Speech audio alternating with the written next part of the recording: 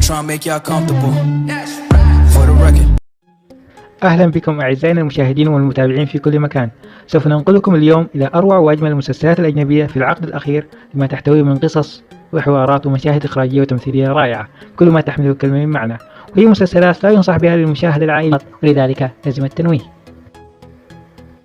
لا تنسوا الاشتراك ونشر القناة لنتعمق في هذه النوعية من الفيديوهات في المراجعات القادمة.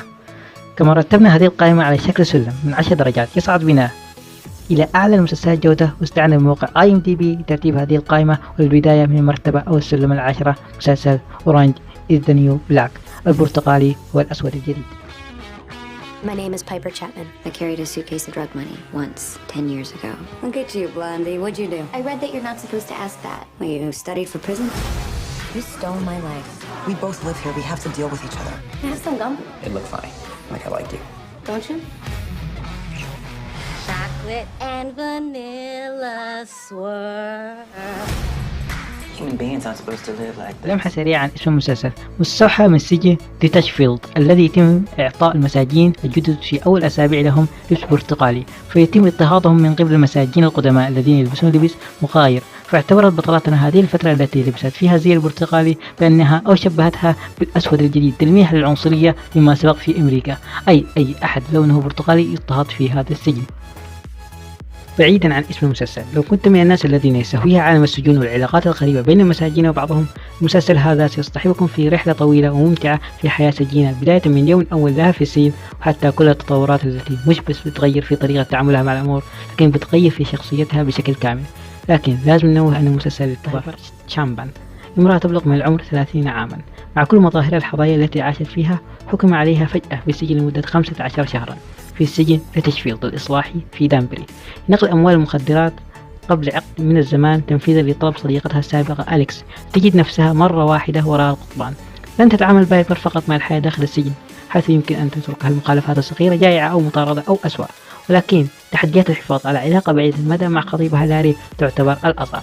حصل على تقييم 8.1 في موقع IMDb وعلى 90% موقع روتين توميتو. Embezzlement, fraud. I am officially taking over your job. Diaz is pregnant. What? Must have been Mendez. You got her pregnant. You're really gonna start a whole criminal enterprise from behind bars. It's not drugs, it's underwear. I have no family, no friends, and $20. You decide to steal from me? This is a deadly weapon. That is... نأتي الدرجة التاسعة، المسلسل الغني عن التعريف، مسلسل ذا ويتشر أو المشعوذ بالعربية. I remember hearing stories about witches. Is it true what they say? Elves are the original sorcerers of the continent. When humans and monsters arrived, elves taught humans how to turn chaos into magic. And then... تلفزيوني مقتبس عن سلسلة خيالية كتبها أندري سافكوفسكي. تدور أحداث السلسلة حول الساحر المسمى جيرالت ريفيا، صياد توحش يطور قدرات خارقة في سن مبكرة لمحاربة الوحوش البرية.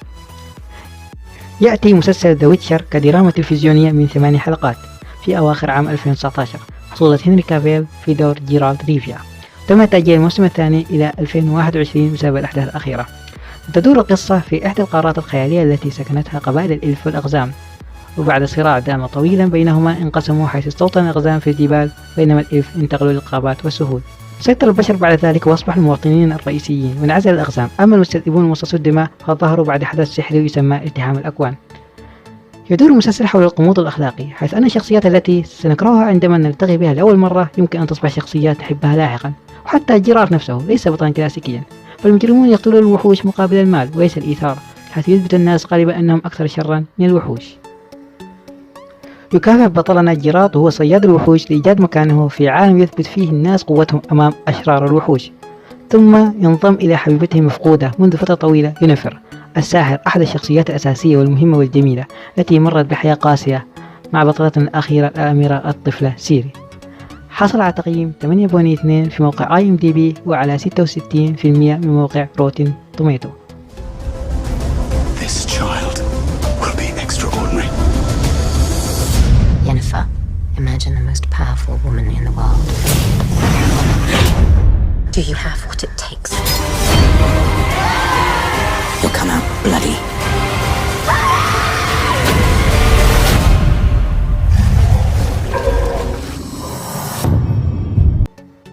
صعودا إلى المرتبة أو الدرجة الثامنة نجد مسلسل المراهقين Sex Education. Are those ones that like to do it in animal costumes? No, he wanted to wear a strap on. She's not really into it. It's a classic power dynamic issue. I wish my mum was a sex guru.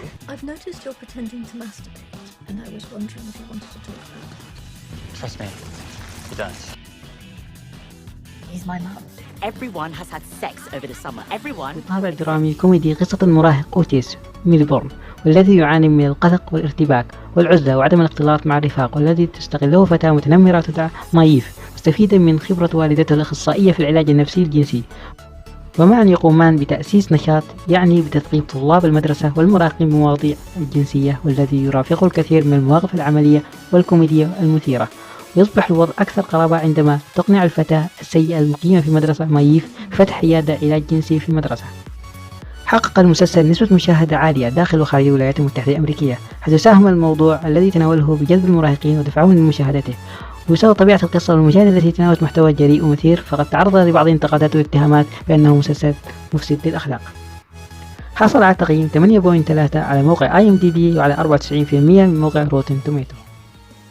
He paid you to tell him what I like. I'm so sorry that I hurt you. You saw something in me when no one else did. Don't be late. Ta-ra, lad. See you later, pet. نحن في السلم السابعة، حيث استوقفنا المسلسل الرائع يوفوريا أو مسلسل النشوة. I'd like each of you to get up and tell us a 5-minute story about your summer.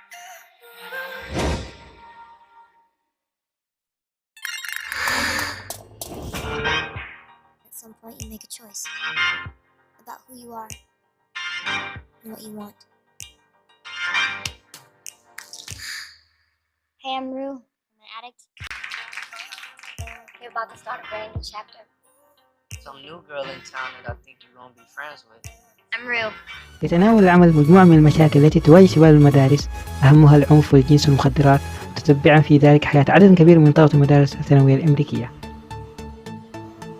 خرجت بطلتنا ريو من إعادة تأهيل، ولكن ليس لديها خطط للبقاء نظيفة. أما صديقتها جوليز هي فتاة متحولة جنسيا تجد صعوبة في محاولة التصالح مع انعدام الأمن الجنسي.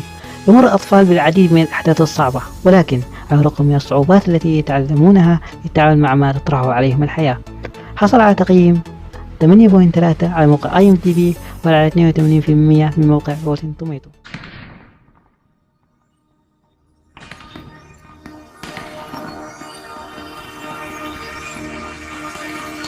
وفي الدرجة السادسة نمر بالمسلسل بانشي. I do solemnly swear that I will faithfully perform the duties of Banshee County Sheriff, the office of which I now enter, and that I have no knowledge of any circumstance, past or present, that would disqualify me from the assignment of this office. So help me God. مسلسل حركة درامي أمريكي تقع أحداث المسلسل في مدينة خيالية صغيرة تسمى بانشي في ولاية بنسلفانيا. بعد مكوث 15 سنة في السجن لسرقة الألماس من رجل عصابات أوكراني، يذهب بطل المسلسل إلى القرية ليبحث عن شريكته في الجريمة وعشيقته السابقة أنستازيا. عندما يجدها يعلم البطل أنها أصبحت امرأة متزوجة ووالدة لطفلين تحت شخصية مبتكرة واسمها الجديد هو كازي فوبيل. ولاحقا عندما يقتل قائد الشرطة الجديد ينتحل البطل شخصية الشرطي لوكاس وود ويصبح قائد الشرطة الجديد للبلدة. الموسم الأول من المسلسل يشهد صراع البطل للتأقلم مع حياته الجديدة وشخصية منتحلة، ويحاول التعامل مع القائد الإجرامي في البلدة، ويحاول أيضا البقاء هاربا من رجل العصابات الأوكراني رايت.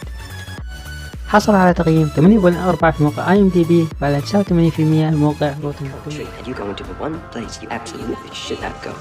You could have let Rabbit straight to me. For years I've been thinking, where is she? This is not how I saw it playing out. Leave here, forget about me. If I don't, I'll kill you myself. they're afraid of me, cause they should be. في الدرجة الخامسة يأتي مسلسل التاريخ الجميل مسلسل أوتلاندر أو مسلسل الدخيلة أو الغريبة. A word to the wise, be careful after dark. The world just spun out of control. Claire? I know it doesn't make any sense. But I seem to have fallen through time. I believe. Let's try not to get flogged or stabbed today. No promises, من نفس الاسم. يتابع هذا المسلسل قصة كلير راندال التي عملت ممرضة في الحرب العالمية الثانية، عند ذهابها في شهر عسلها الثاني مع زوجها فرانك في اسكتلندا. في إحدى الليالي يشاهدون مجموعة من النساء يرقصون فيما يبدو أنه طقوس لشيء ما. في اليوم التالي تزور كلير المكان، عندما تلمس الحجر الموجود هناك يتم نقلها إلى القرن الثامن عشر بالضبط إلى عام 1743 وقت التمرد الاسكتلندي. عند انتقالها عبر الزمن سرعان ما أصبح الناس في ذلك العام يشكون بها ويعتقدون أنها قد تكون جاسوسة إنجليزية لتبدأ القصة الجميلة. حصل على تقييم 8.4 في موقع IMDb وعلى 91%، ويأتي في المرتبة الرابعة مسلسل سبارتاكوس.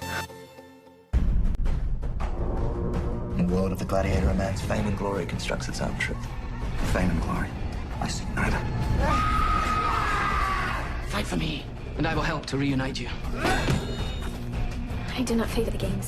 I meant no offense. I am practiced with sword, not words. A gladiator's virtues extend well beyond the sands of the arena. 3 months of grain. The payment standing past due. 3, is it? To the day. They will settle this grudge in the Crixus, the undefeated, Spartacus, dog who defies death. You needed more training. I shall train harder. It is too late for such things. ومسلسل تلفزيوني أمريكي مكون من 4 أجزاء وانتج في نيوزيلندا، عرض أول مرة على قناة ستارز من 2010 إلى 2013. استوحت قصة المسلسل من شخصية تاريخية تدعى سبارتاكوس، هو المصارع التراكي الذي قاد حرب العبيد الثالثة ضد الجمهورية الرومانية مع العبيد الهاربين من مدينة كابو 71-73 قبل الميلاد. ركز المنتج على تنظيم أحداث بداية حياة سبارتاكوس القنوطة التي سبقت تسجيلات التاريخية.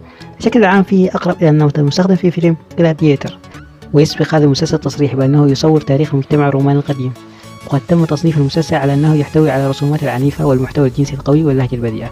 لازم التنويه: مشاهد العرية عرضية، وهناك مشاهد ذات طابع جنسي وعنف شديدة تحرض طوال الوقت. حصل المسلسل على تقييم 8.5 في موقع IMDb وعلى 67 في موقع روتن توميتو. طلوعا إلى المرتبة الثالثة نلتقي بالمسلسل السوداوي The Handmaid's Tale أو حكاية أنا. That's how we let it happen. When they slaughtered Congress, we didn't wake up. When they blamed terrorists and suspended the Constitution, we didn't wake up then either. Now I'm awake. My name is Alfred. I had another name. Ladies, I have to let you go. It's the law now. They needed to do it this way. All the bank accounts and the jobs all at the same time. Can you imagine the airports otherwise? Run, run, run!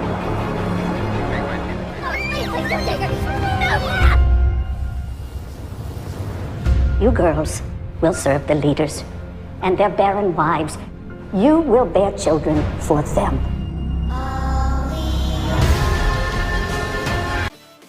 المسلسل دراما فانتازي أغرب الديستوبيا، وهي مجتمع خيالي فاسد أو مخيف أو غير مرغوب فيه بطريقة ما، عكس اليوتيوبيا أو المدينة الفاضلة، حيث تسيطر فاشية دينية تشبه داعش على بعض الولايات الأمريكية بعد أن قلت الخصوص في العالم. تتعامل السلطة مع النساء على أنها أداة إنجابية فقط، وتبحث عن النساء اللاتي يستطيعن الإنجاب، لكن إما يتم اغتصابهن من قبل رجال الدولة بغرض الإنجاب.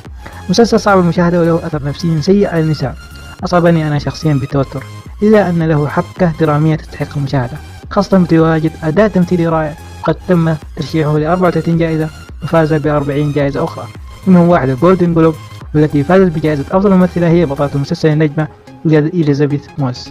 وحصل المسلسل على 8 جوائز إيمي أخرى. حصل المسلسل على تقييم 8.5 في موقع IMDb وعلى 88 في موقع روتن توميتو. There's an eye in.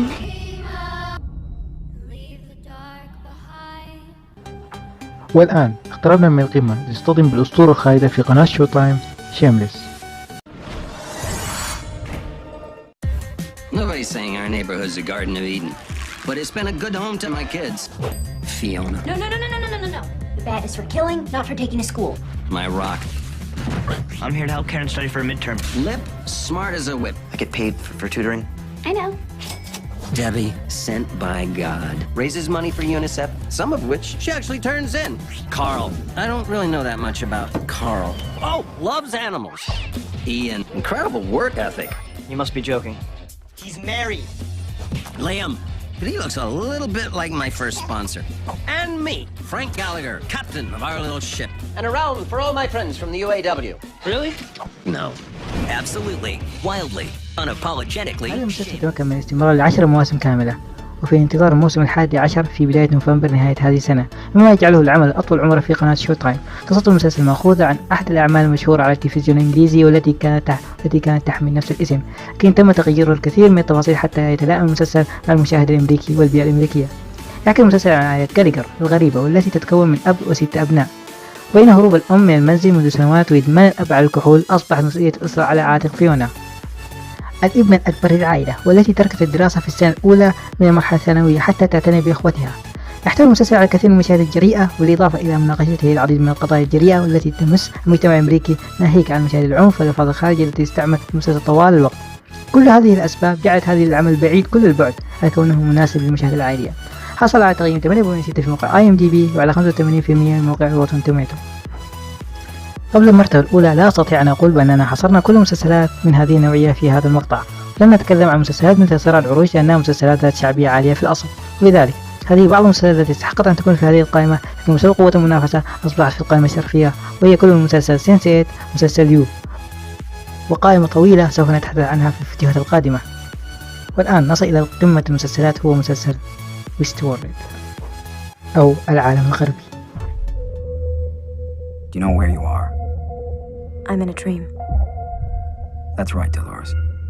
You're in a dream. Have you ever questioned the nature of your reality? Welcome to Westworld. No orientation. No guidebook. All our hosts are here for you. In this world, you can be whoever you want. Are you real? Well, if you can't tell, does it matter? Oh, no! This behavior, we're miles beyond a glitch. يصنف من مسلسلات الخيال العلمي والغموض، عرض منه 3 مواسم منذ 2016، ومن المتوقع عرض الموسم الرابع في 2021. المسلسل فكره فلسفة جديدة تدور أحداثه في عالم خيالي متطور تقنيا، تعيش فيه مجموعة من الروبوتس متطورين مثل البشر تماما، يقيمون في مكان ترفيهي يأتي إليه الزوار الأثرياء ليفعلوا ما يحلو لهم حتى لو كانت جرائم، دون الخوف من انتقام المضيفين. هم الروبوتات التي تشبه البشر تماما، حتى إنك لن تفرق بينهم. تلقى المسلسل مراجعات إيجابية من أغلب النقاد الذين مدحوا التصوير والتمثيل والقصة، حيث سنخوض مغامرات غريبة وشيقة مع بطلتنا دولوريس من العالم الغربي. إذا كنت من محبي الغموض فهذا المسلسل لك، وتقييمه على IMDb هو 8.8 من 10، على روتن توميتو هو 82. هذا المسلسل للكبار فقط لاحتوائه على كثير من مشاهد الجريئة ومشاهد. لا تنسوا تدعموا القناة بالاشتراك وتفعيل الجرس، وتكتبوا لنا ما هي المسلسلات التي لم تذكر، ما تقييمك لهذه القائمة من 10. وإلى اللقاء في المقطع القادم، والسلام عليكم ورحمة الله وبركاته.